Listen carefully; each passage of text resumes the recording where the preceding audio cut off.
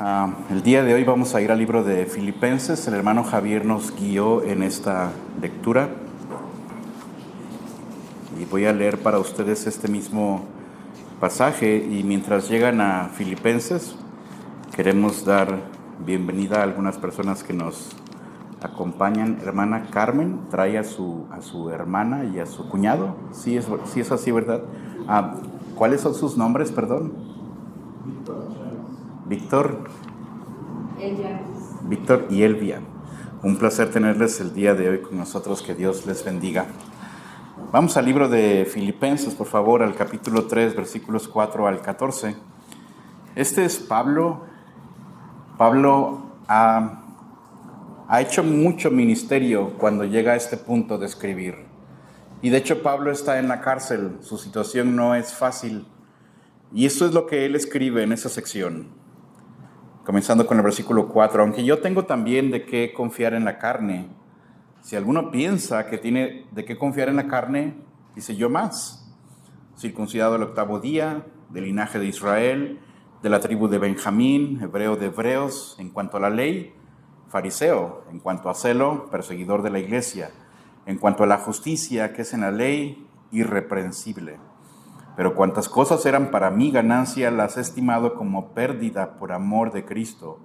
Y ciertamente aún estimo todas las cosas como pérdida por la excelencia del conocimiento de Cristo Jesús, mi Señor, por amor del cual lo he perdido todo y lo tengo por basura para ganar a Cristo y ser hallado en Él, no teniendo mi propia justicia, que es por la ley, sino la que es por la fe de Cristo, la justicia que es de Dios por la fe, a fin de conocerle y el poder de su resurrección y la participación de sus padecimientos, llegando a ser semejante a Él en su muerte, si en alguna manera llegase a la resurrección de entre los muertos. No que lo haya alcanzado ya, ni que ya sea perfecto, sino que prosigo por ver si logro hacer aquello para lo cual también, por lo cual también fui, también nacido por Cristo Jesús. Hermanos, yo mismo no pretendo haberlo ya alcanzado, pero una cosa hago, olvidando ciertamente lo que queda atrás y extendiéndome a lo que está delante, prosigo a la meta, al premio del supremo llamamiento de Dios en Cristo Jesús. Oramos, Padre, una vez más venimos ante tu presencia. Pido, Espíritu Santo, tú nos dirijas, tú tomes el control de este tiempo, pongas mis palabras en orden, mi mente en orden. Yo personalmente no tengo mucho que aportar, más bien no tengo nada que aportar. Así que pido que sea tu palabra y solo tu palabra trayendo la gloria a Jesucristo y trayendo convicción de pecado a cada persona aquí. Si alguien no te conoce personalmente, si alguien no sabe a dónde va a ir después de morir, que sea tu palabra solamente usada por tu Espíritu Santo para quebrar el corazón, para mostrarle el precioso amor de Cristo, su obra perfecta en la cruz, y seas tú, Dios, haciendo tu hermosa obra en cada persona. Aquellos que te conocemos, reafirma nuestra fe, Dios. Ayúdanos a poner nuestras prioridades en el orden correcto y vivir en esta vida con la visión puesta en el futuro, en tu reino, en tu gloria. Gracias en nombre de Jesús. Amén. Estamos en el último culto del año. Honestamente, hermanos, yo no creo que el 1 de enero tenga algo especial. No creo que haya algo místico. Entre el 31 y el 1 acaba el 2025, inicia el 2026. El tiempo no se reinicia, no se borra el pasado, no empieza una nueva vida porque empezó un nuevo calendario. En muchos sentidos, el 1 de enero es un día más, solo es el siguiente mes y listo, una semana más en las que regresamos a trabajar, la escuela, el tráfico de nuevo, las actividades de siempre. Sin embargo, hermanos, en lo personal y en lo familiar y en lo laboral, incluso en las empresas, el cierre del año es una buena oportunidad como para hacer algo que rara vez hacemos, y eso es detenernos evaluar, como inventariar y reenfocarnos otra vez. Si usted piensa un poco, la mayoría de empresas al final del año revisan resultados, procesos, qué se hizo bien, qué se hizo mal, en dónde hubo fallas. También las personas regularmente revisan sus finanzas, a ver cómo estuvo el cierre del año, hábitos, decisiones. Es un buen tiempo como para que personas hagan una pausa y reevalúen en dónde están sus vidas. También es un buen tiempo para establecer metas. Yo personalmente tengo unas metas para este próximo año, algunas relacionadas con mi salud, con estudios, con trabajo, etc. Pero existe una manera correcta, existe una manera sana, existe una manera profunda de evaluar la vida y apuntar como hacia el futuro para enfocarnos correctamente. Creo que este pasaje que tenemos enfrente es uno de los textos más claros en la Escritura sobre cómo vivir enfocados, y Pablo, a través de la dirección del Espíritu Santo, nos comparte más o menos cómo es que él vive su vida, qué es lo que hace, cuál es su enfoque correcto. Y quiero destacar nuevamente que en el punto en el que Pablo escribe el libro de Filipenses, él ya no es un joven creyente, él no está en un momento de mucho éxito visible, porque él está en prisión, probablemente en Roma, pero en este punto él ha recorrido un trayecto muy serio en su vida. Dios le ha usado grandemente, iglesias han sido plantadas, varias cartas han sido ya escritas, ha soportado toda clase de persecución. El punto es, si hay alguien que pudiera decir, ya hice suficiente, es Pablo. Si hay alguien que pudiera ver su currículum, si pudiera ver su historial y ver, mira, aquí está el ejemplo de alguien que ha logrado cosas serias, sería un hombre como Pablo. Si hay alguien que pudiera darnos un consejo de cómo seguir la vida de la manera correcta, de cómo enfrentar este próximo año de una manera apropiada, sería alguien como Pablo. Y sin embargo, cuando leemos la vida de Pablo, encontramos a un hombre que no vive dependiendo del pasado. Encontramos a un hombre que no se distrae con las cosas del presente y encontramos a un hombre que no pierde de vista el futuro. Entonces, en Filipenses capítulo 3, Pablo nos muestra cómo evaluar el pasado sin depender del pasado, nos enseña cómo vivir el presente con las prioridades correctas y nos enseña cómo caminar hacia adelante con la mirada puesta en Cristo. Este no es un texto de fin de año ni de año nuevo, pero es un texto perfecto para todos aquellos que buscamos tener el enfoque correcto en la vida. Y note que lo que hace Pablo, quiero compartir 4 principios importantes de la vida de Pablo. Y número 1, evaluar el pasado sin depender de él. ¿Qué nos enseña Pablo?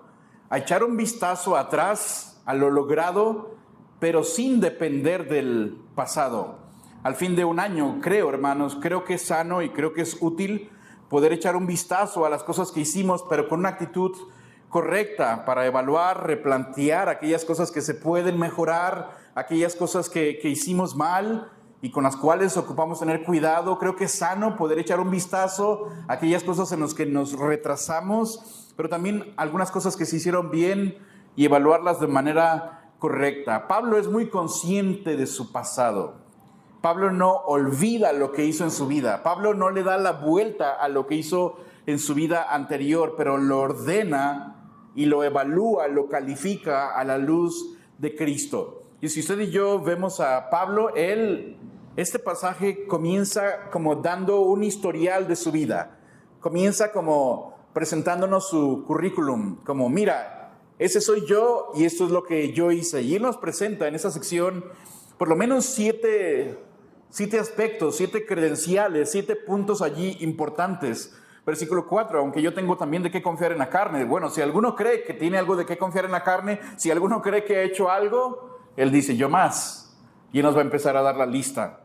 ¿Y qué enumera Pablo que eran consideradas ventajas? Él dice, primero, mira, yo fui circuncidado al 8º día. Para nosotros ¿eso qué significa? Eso no tiene efecto en nuestras vidas. No sé de qué estás hablando, Pablo. Él fue circuncidado al 8º día como judío. Ser circuncidado al 8º día implica que él realmente es judío de nacimiento, que él es legítimo, que él no llegó al judaísmo en su edad de joven o cuando era adulto. Significa que él nació en el pacto, nació en Israel, tiene una historia correcta desde la cuna. Desde chiquito lo criaron como un buen judío. Fue circuncidado al 8º día, pero después también dice, soy del linaje de Israel, de la tribu de Benjamín. Eso es importante porque para los judíos eso habla de que yo soy hebreo, judío, original, como de pura sangre. Puedo rastrear mi linaje, mi descendencia. Y dice que es de la tribu de Benjamín. La tribu de Benjamín, de ahí salió el primer rey de Israel, lo que a él le da cierto prestigio histórico y religioso. Pablo está diciendo, mira, yo no soy de cualquier familia. Si fuera en nuestros días, yo soy del apellido fulano de tal, que todos saben que es gente de renombre. Pablo te está diciendo algo equivalente, más o menos. Pero también dice, soy hebreo de hebreos. ¿Y eso qué significa? Nosotros diríamos en castellano o en español, es como un mexicano de pura sangre. Se me fue la expresión que quería decir, como muy original, muy nativo. Soy mexicano en todo el sentido de la palabra. Cuando él dice soy hebreo de hebreos, él no solamente es hebreo de nombre, no solamente es judío de nombre. Él sigue la cultura de todos los judíos, él sigue el idioma de todos los judíos, él practica todo lo que hacen los judíos, diríamos de hueso colorado. Él dice soy hebreo de hebreos. Como si alguien sabe todo sobre los hebreos es Pablo. Pero también dice, en cuanto a la ley, en cuanto a religión, soy fariseo. Los fariseos era el grupo más sobresaliente, más estricto, más disciplinado y respetado en cuanto a observar la ley. En cuanto a la Torá, en cuanto a la ley de Dios, los fariseos eran los que eran muy meticulosos. Él dice, bueno, yo soy fui esa clase de personas. Pero en cuanto a celo, en cuanto a religión, él dice, pues yo tenía mucho celo religioso. Es decir, yo era judío, era fariseo, pero era también muy celoso. Él no era de esa clase de personas que asistirían a la iglesia, participarían de vez en cuando. Él dice, yo era muy celoso de mi religión. ¿Qué tan celoso? Al grado de perseguir a la iglesia, al grado de hacer todo el esfuerzo posible, creyendo que estaba sirviendo a Dios. Él no era alguien tibio, por así decir. Era muy fervoroso en cuanto a su religión. Y termina él diciendo, en cuanto a la ley, yo era irreprensible. Eso no significa que no era pecador, pero es decir, no había acusaciones serias, formales, visibles en contra de Pablo. Pablo era un hombre en su religión, en su contexto, en su cultura, era un hombre ejemplar.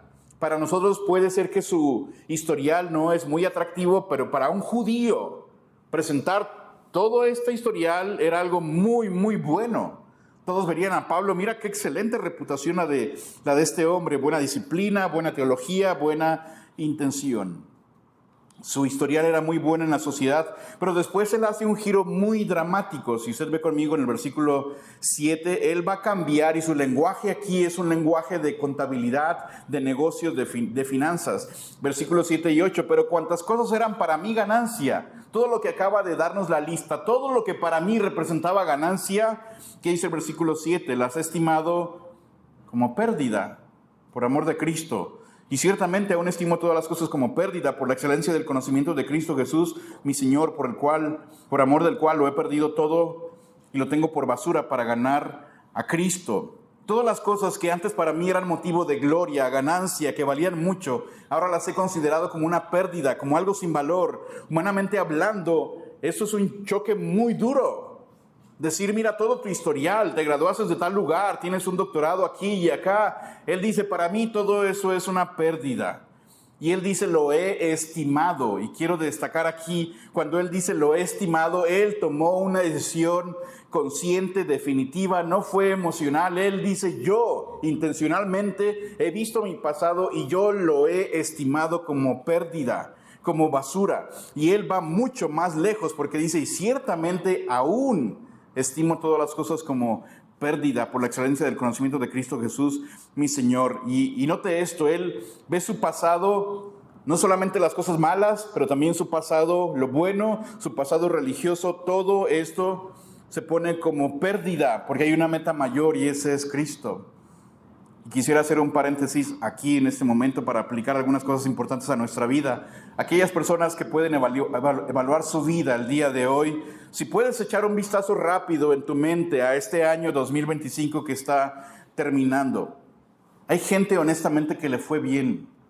Hay gente que podría el día de hoy con confianza y sin buscar gloria propia. Habrá gente que pueda admitir, hubo logros espirituales en mi vida. Habrá gente que pueda admitir, yo reconozco, Dios me ayudó, pude leer más la Escritura.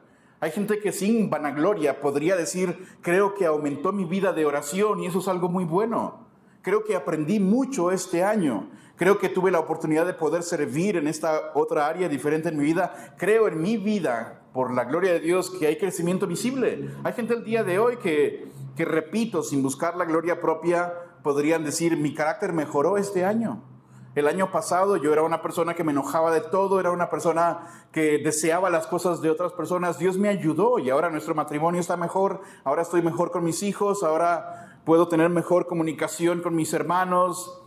Fue un buen año excelente, gracias a Dios, pero no idolatre todos aquellos logros. Nada de eso puede sustituir la centralidad que solamente Cristo debe de tener.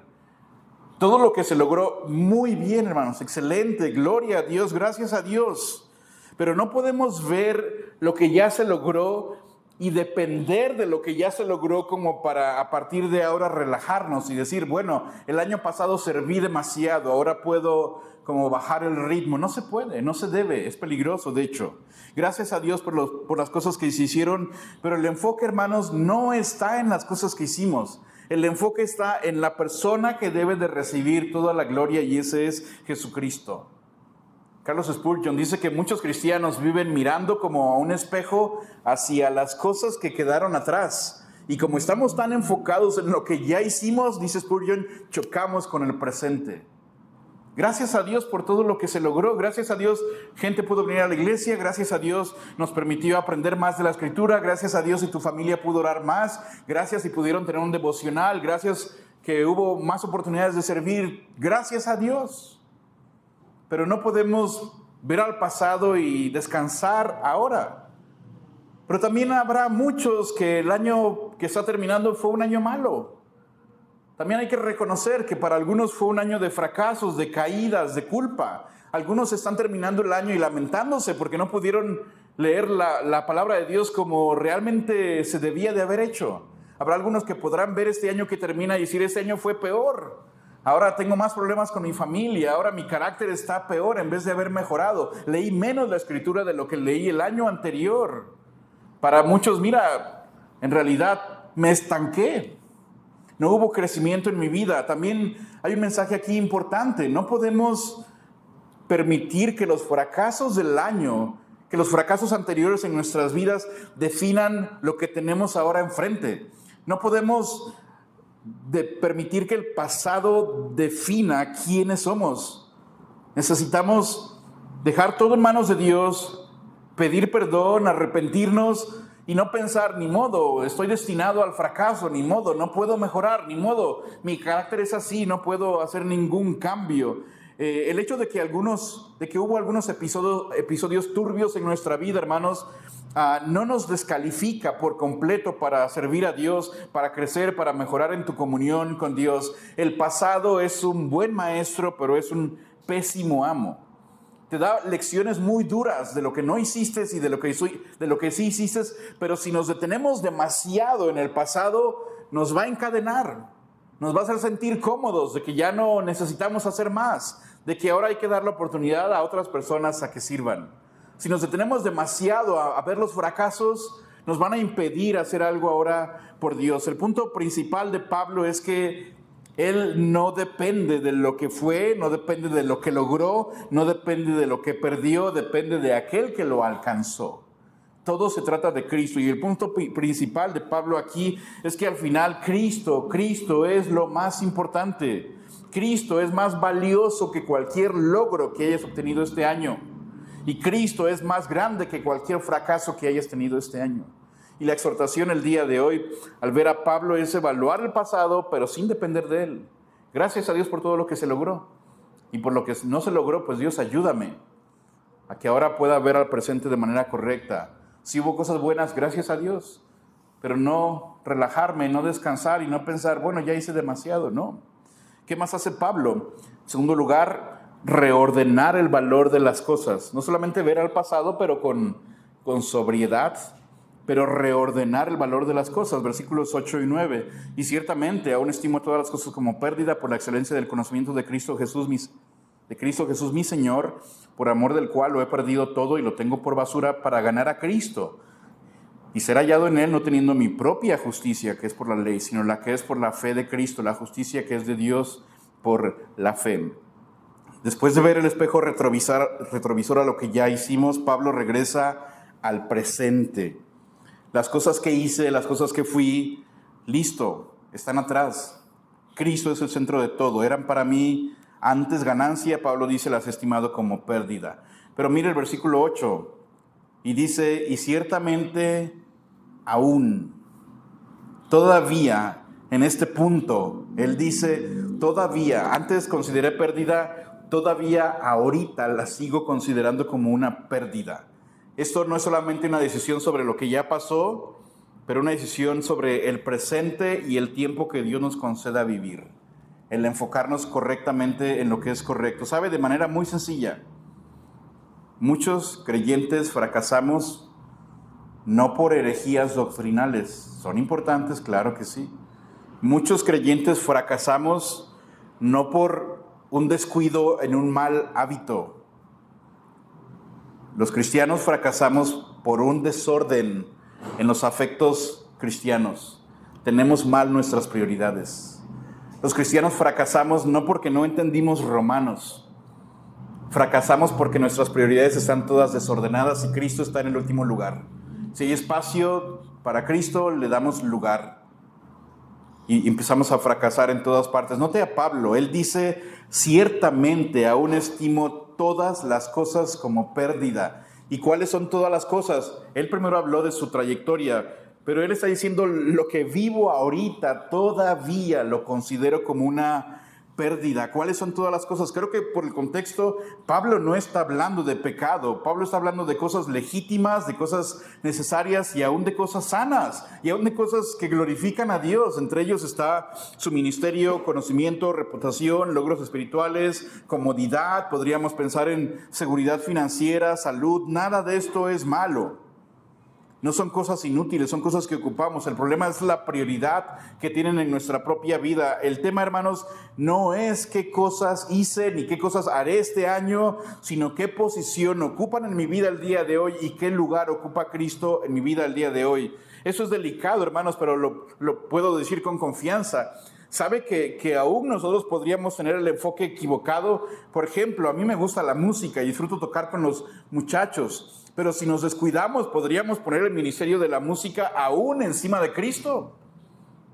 Si nos equivocamos, podríamos tomar nuestra propia disciplina en leer la Escritura y tomar notas y aprender y leer y releer y aprender. Aún podríamos poner eso hasta por encima de Cristo. Alguien podría tomar su vida de oración disciplinada cada día a las 8 de la mañana, de 8 a 8:30, y alguien fue muy puntual y muy disciplinado en esto y podría darle hasta más importancia a eso que a Cristo mismo. Podríamos decir, el culto fue muy bueno, la iglesia fue muy buena, la comida estuvo muy buena, el compañerismo estuvo muy bueno, pero podríamos poner eso aún hasta por encima de Cristo mismo. Y Pablo dice, las cosas actuales de mi vida aún las considero como pérdida. Cristo debe de estar por encima de todo. Y ahora, la estabilidad laboral, por ejemplo, es buena, necesaria, pero termina siendo mala cuando rebasa nuestro amor por Cristo. Pero para Pablo en su vida todo era una pérdida cuando lo ponía en balanza con Cristo. Él decía, eso es importante, sí es importante. Misiones es importante. Oración es importante. Visitar enfermos es importante. Salud es importante, claro. La familia es importante, claro que lo es. Pero cuando del otro lado pones a Cristo, Todo lo demás, dice, es una pérdida. La prioridad debe de ser Cristo. Cristo lo es todo. Y Él mismo lo dice, todo lo tengo por pérdida. Noten el versículo 8, por la excelencia del conocimiento de Cristo. Y aquí es conocer, el conocimiento no es conocer de Cristo, sino conocer a Cristo. Hay una excelencia en conocerle a Él, y la palabra excelencia implica supremacía, un valor incomparable, algo que no admite ninguna clase de competencia. Y aquí no es un conocimiento intelectual, sino un conocimiento que transforma, que eleva nuestra comunión con Dios, que altera todas las áreas para nuestro bien. Pablo dice, esa clase de conocimiento es el que quiero.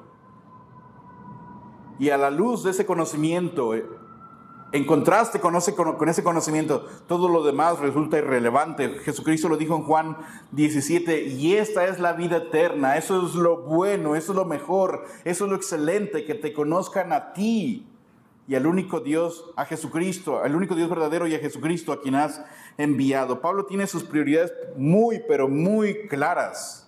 Conocer a Cristo es la excelencia, es un bien incomparable, es el bien supremo, es un valor infinito, es sublime. Por eso Pablo agrega al final del versículo 8, todo lo tengo por basura para ganar a Cristo. ¿Cómo que para ganar a Cristo? ¿Se puede ganar a Cristo? ¿Está hablando aquí él de hacer obras para ganar a Cristo? Claro que no. No se puede ganar a Cristo por méritos propios. Pero ganar a Cristo es una expresión para dar a entender, para describir, el gran tesoro que es Cristo.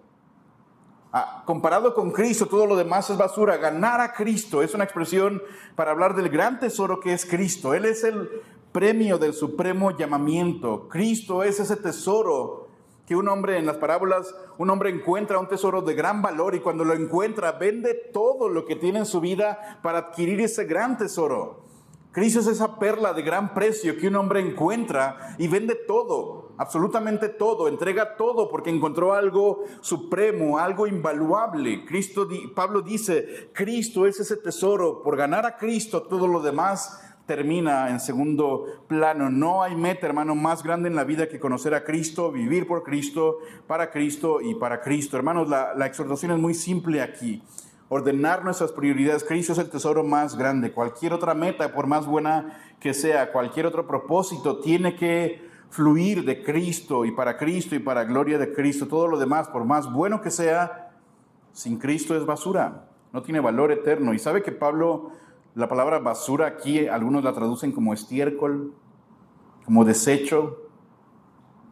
Todo lo que no fluye de Cristo, todo lo que no es para Cristo, termina siendo sin valor. No se puede ganar a Cristo y aferrarse a todo lo demás en la vida como si tuvieran el mismo valor. Cristo lo tiene que ser todo. Cristo no es algo que añades a tu vida y si tienes tiempo le das tiempo. Si hay espacio, le das espacio. Él lo es todo. Es el tesoro que redefine toda la vida.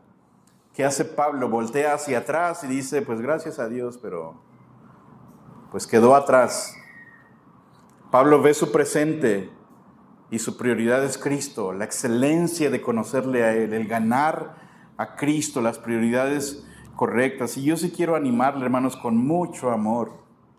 Hay cosas en la vida que son buenas, pero todo lo que toma el lugar de Cristo terminará siendo irrelevante. Tu escuela, tu salario, tu trabajo, tu reputación, las habilidades que puedas adquirir, las metas que te logres, que quieras hacer este año, Cristo tiene que ser la prioridad siempre en todo. Pero después Pablo nos habla, tercera cosa, una insatisfacción santa. En el versículo 9, y ser hallado en él, no teniendo mi propia justicia, que es por la ley, sino la que es por la fe, la justicia que es de Dios por la fe. Versículo 10, a fin de conocerle el poder de su resurrección, la participación de sus padecimientos, llegando a ser semejante a él en su muerte, si en alguna manera llegase a la resurrección de entre los muertos.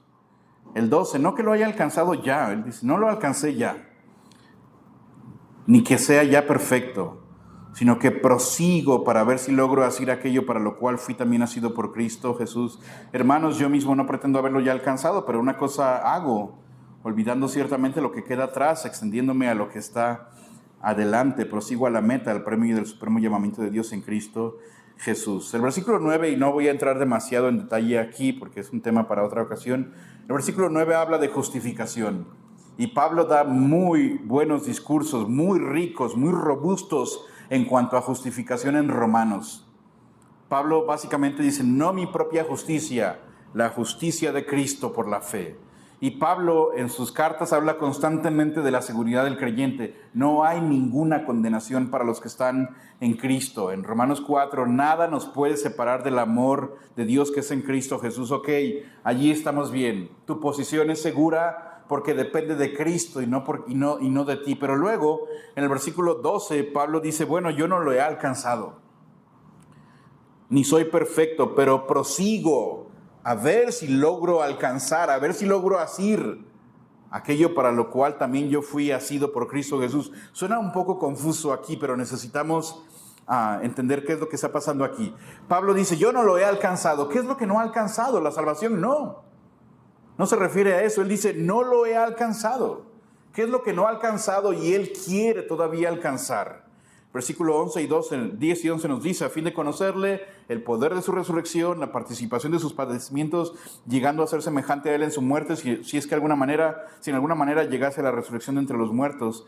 En el 12, cuando Pablo dice, yo no lo he alcanzado todavía, prosigo para ver si logro alcanzarlo, se refiere a la plenitud de aquello que acaba de describir, no a su justificación. Pablo dice, mi justicia es la de Cristo, no la mía. Pero hay algo que Pablo no había alcanzado y usted y yo no hemos alcanzado todavía.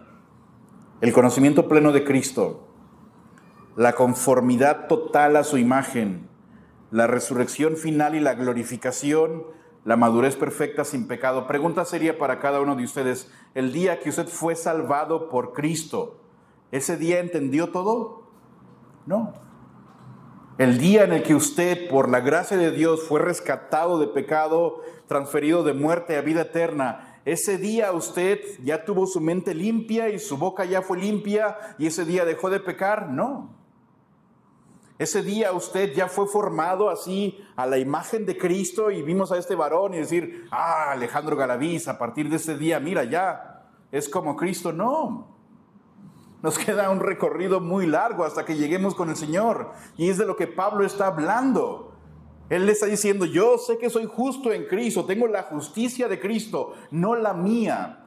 Pero no he alcanzado todavía esa santidad, no he alcanzado todavía esa plenitud, el ser formado a la imagen de Cristo. Todavía sigo batallando con el pecado, todavía hay mucho conocimiento que no tengo, esa plenitud, ese propósito por el cual Cristo me salvó, me perdonó, pero su propósito es llevarnos a la plenitud y un día estar con Él, donde entonces sí seremos perfeccionados a plenitud, en donde seremos como Cristo, en el sentido de que ya no hay pecado, en el que recibiremos ese cuerpo nuevo. Pablo dice, todavía no estoy allí.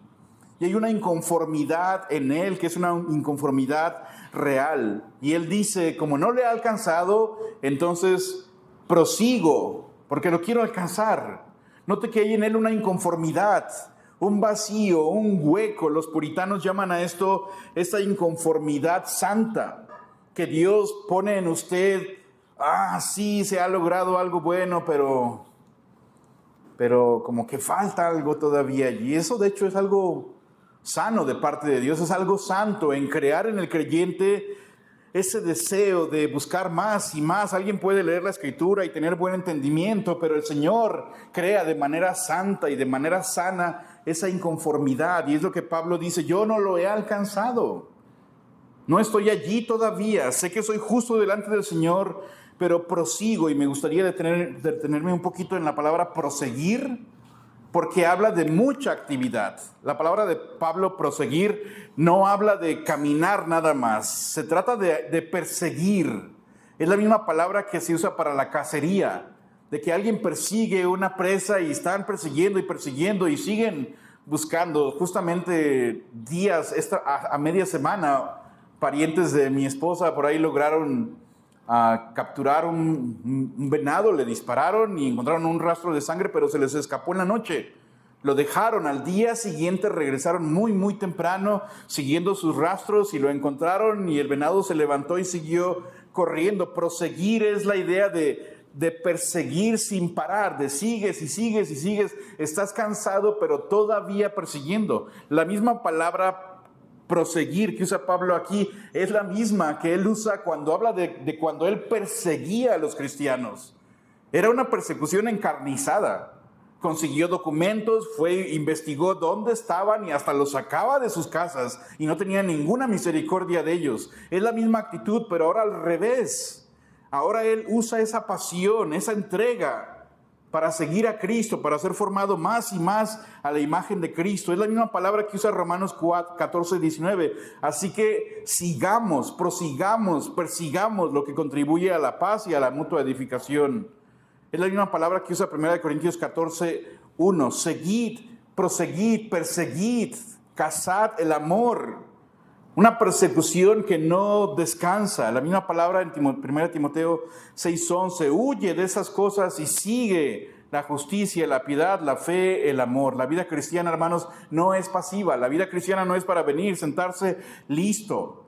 La gracia de Dios no elimina tu esfuerzo. La gracia de Dios toma tu esfuerzo y lo redirige hacia la santidad, hacia ser formado más y más como Cristo. Filipenses 2, versículos 12 y 13. Ocupaos en vuestra salvación con temor y temblor, porque Dios es el que produce en vosotros el hacer como el querer. Dios produce en ti el querer y a ti te toca el hacer.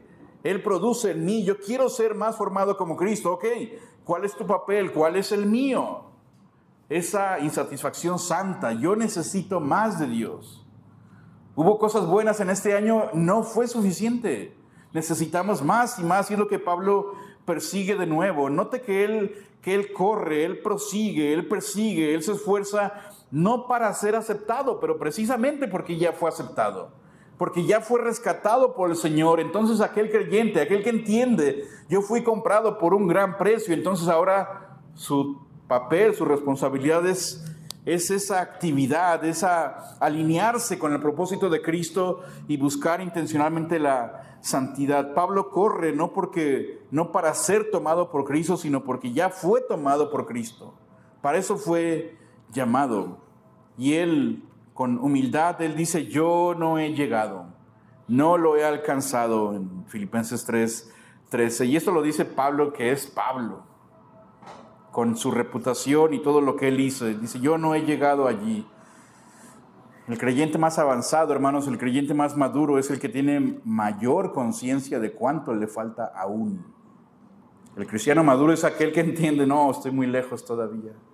Aquel que más bien dice: no, yo tengo muchos años en la iglesia, tengo conocimiento, he servido mucho.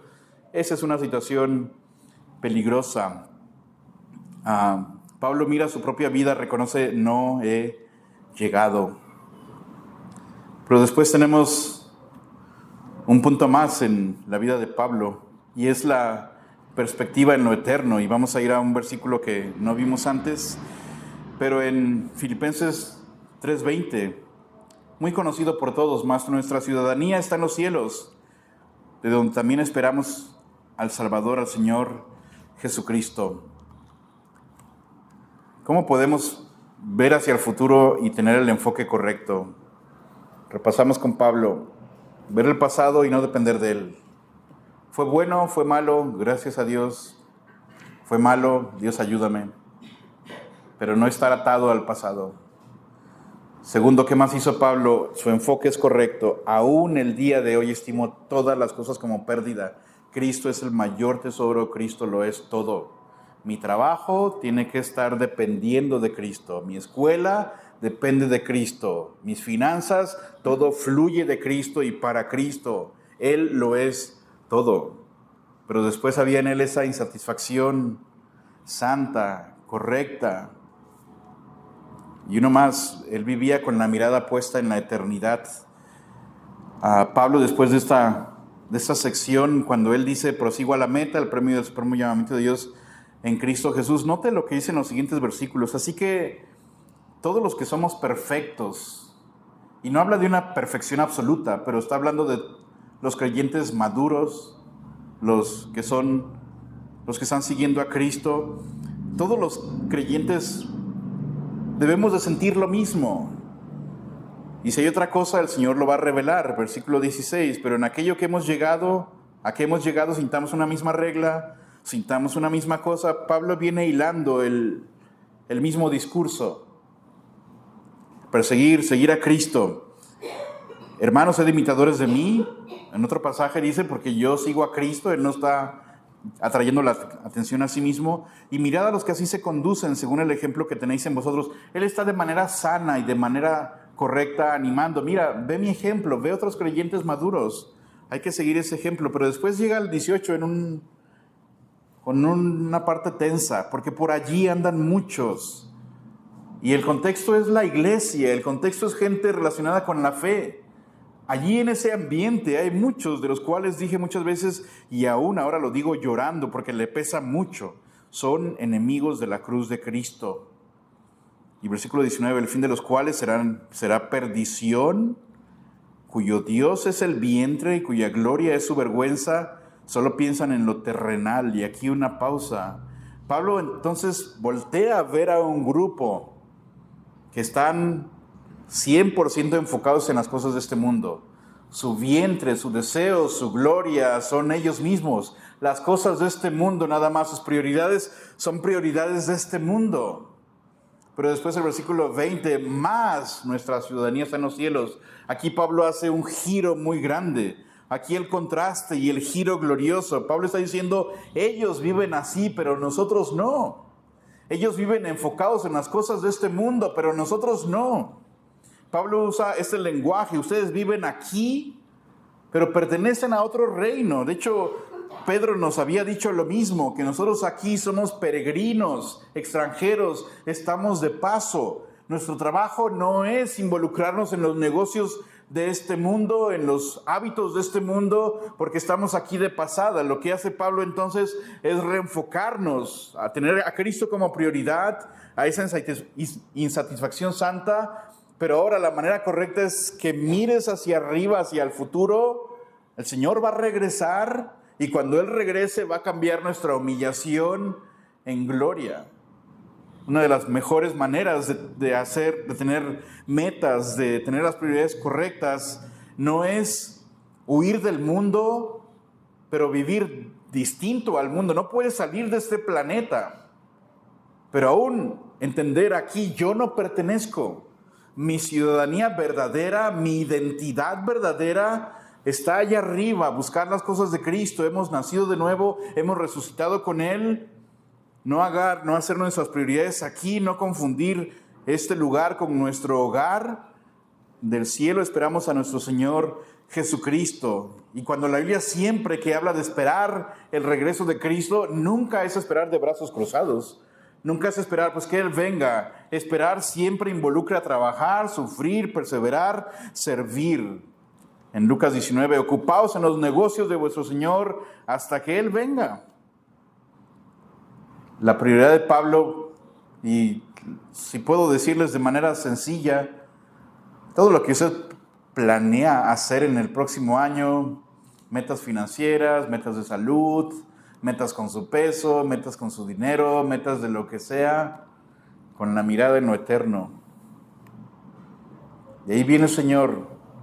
Él va a transformar nuestra humillación en gloria. Pablo no niega que la vida aquí puede ser dura. Dice en el versículo 20, más nuestra ciudadanía está en los cielos, de donde también esperamos al Salvador, al Señor Jesucristo, el cual transformará el cuerpo de la humillación nuestra. Él admite aquí, puede ser que haya pruebas, puede ser que haya tiempos complicados, pero Él va a transformar todo eso, va a transformar nuestra humillación para que sea semejante al cuerpo de la gloria suya, por el poder del cual también puede sujetar a sí mismo todas las cosas. Transformará esa humillación en gloria. La gloria futura será infinitamente superior a la humillación presente. Pablo lo dijo en 2 Corintios 4:17. Esta leve tribulación momentánea produce en nosotros un cada vez más excelente y eterno peso de gloria. Pablo entonces nos da un buen ejemplo Un pasado evaluado correctamente. Lo que pasó en tu vida, bueno o malo, gracias a Dios. Pero no vivir dependiendo de él. Evaluarlo de manera sobria. Nos enseña Pablo a ver un presente reordenado. Todo a la luz de Cristo. Él es el mayor tesoro, la excelencia de conocerle a Él. Nos enseña una carrera perseverante. He logrado algo bien, gracias a Dios, pero aún hay más por hacer. Esa insatisfacción extendiéndome a lo que está delante, yo no lo he alcanzado. Gracias a Dios por buenos hábitos desarrollados en tu vida, gracias a Dios por victorias sobre el pecado, pero aún hay mucho más por conquistar. Y por último, un futuro glorioso que le da sentido a todo lo anterior. Tu ciudadanía está allá arriba, no aquí. A la luz de eso, pues hay que usar el dinero sabiamente para la gloria de Dios. A la luz de eso hay que usar tu cuerpo para la gloria de Dios. A la luz de eso, tus metas tienen que estar alineadas con que tú no eres ciudadano de aquí. Estás de paso y el tiempo que Él te permita, vívelo para su gloria y para su honra. Oramos y después el hermano Javier nos va a ayudar a recoger las ofrendas. Padre, gracias te damos por tu palabra, gracias por tu fidelidad. Sin duda todos aquí podríamos mirar el año que termina, el año antepasado, mirar nuestra vida y al final reconocer que tú eres fiel, que tú eres bueno. Tú has sido muy paciente con nosotros y te agradecemos, Dios, por tantos logros buenos has sido tú en nosotros. Con humildad reconocemos que ha habido episodios turbios también en nuestras vidas, ha habido infidelidad de nuestra parte hacia ti, ha habido ingratitud, ha habido tantas oportunidades de servirte y no las aprovechamos, Dios. Ha habido indisciplina, Dios, a veces indiferencia, y perdónanos por ello y ayúdanos, Dios. Ayúdanos a ver el pasado y no depender de él, agradecerte por lo que ha sucedido. Pero ayúdanos ahora en el presente, Dios, que todo lo que hagamos de veras sea para gloria tuya, Dios. Que lo que estamos haciendo ahorita tengamos las prioridades muy, muy claras. Tú eres el tesoro más grande. Todo lo demás debe de fluir de ti y hacia ti. Ayúdanos, Dios, también a poner en nosotros esa insatisfacción santa, correcta, buena, que nos impulsa a buscar más de ti. Líbranos del conformismo, líbranos de creer que ya estamos completos, líbranos de creer que ya hicimos suficiente, líbranos de creer que ya le hemos hablado a suficientes personas en cuanto a ti. Más bien, pon en nosotros, a través de tu Espíritu Santo, ese hueco de que te necesitamos más y más y más cada día, Dios. Y ayúdanos también a vivir a la luz de la eternidad, entender con claridad, aquí estamos de pasada, este no es nuestro reino. Nuestra identidad está definida por ti, por tu reino, para tu gloria, y en base a eso, pues, vivamos este año que viene. Ayúdanos a cada día ser más y más formados a tu imagen, Jesús. Y gracias en el nombre de Jesús. Amén.